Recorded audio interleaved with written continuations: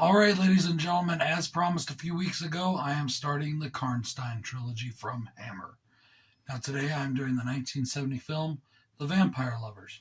And just to give a quick shout out, Jason and Joe, Horrific Nightmares JM, and the Horror Man just covered The Vampire Lovers on September Hammer Month, or Septhammer, as they call it. Joe, you come up with the weirdest things. Anyways, love those guys. They're my bros. Go and check out their reviews of this movie. Directed by Roy Ward Baker, this stars Ingrid Pitt, Madeline Smith, and Peter Cushing. Now, it was very cool of Peter Cushing in this movie to take what is basically a character role. He has a very small, non-central background role almost. And it was pretty cool to see him in that. He always does well when he does those kind of things. But it's kind of cool that he would, he's the biggest star Hammer had, that he would take a role like that that's just smaller. But it was cool. Now, this was adapted from the book Carmilla.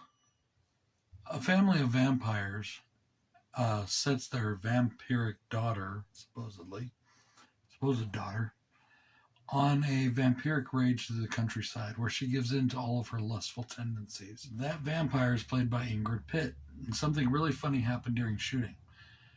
Ingrid Pitt's fangs kept falling out during one of the scenes, and they kept falling into Kato Mara's cleavage on set.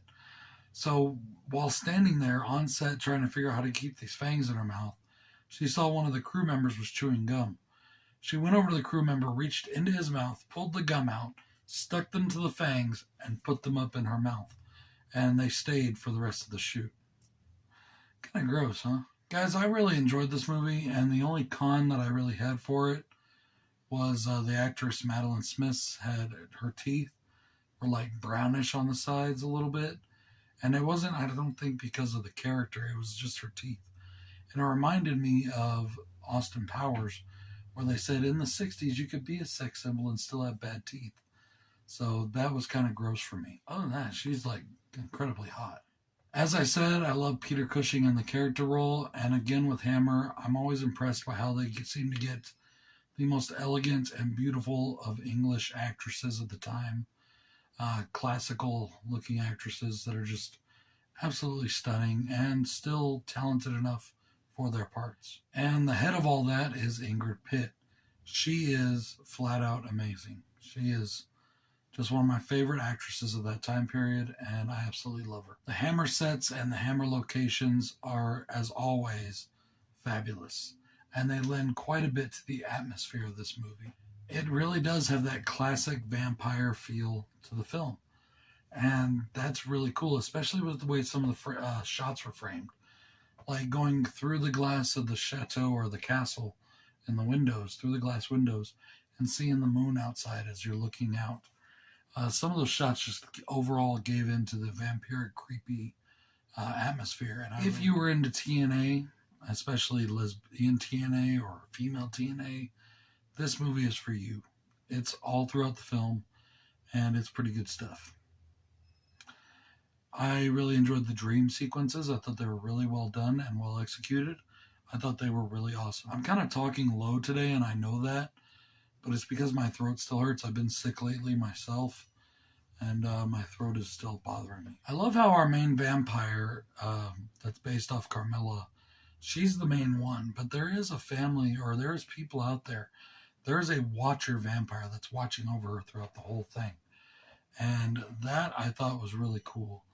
It gave another element of creepiness to the film. At the end of the film, there's a painting of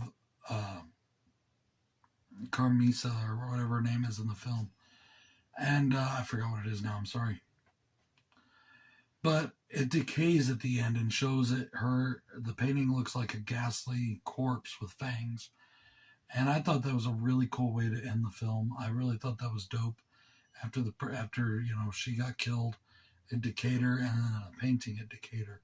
And I thought that was really cool. Guys, overall, I thought this was a lot of fun. I had a blast with this movie. I can't wait to go on to Lust for a Vampire. Now, I have seen these ones before, and I just do love them.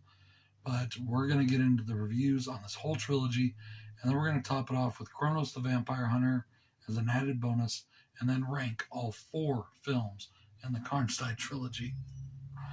This is BroncoJuggalo saying, I hope you're enjoying this hammer stuff because I know I'm enjoying doing it. Peace.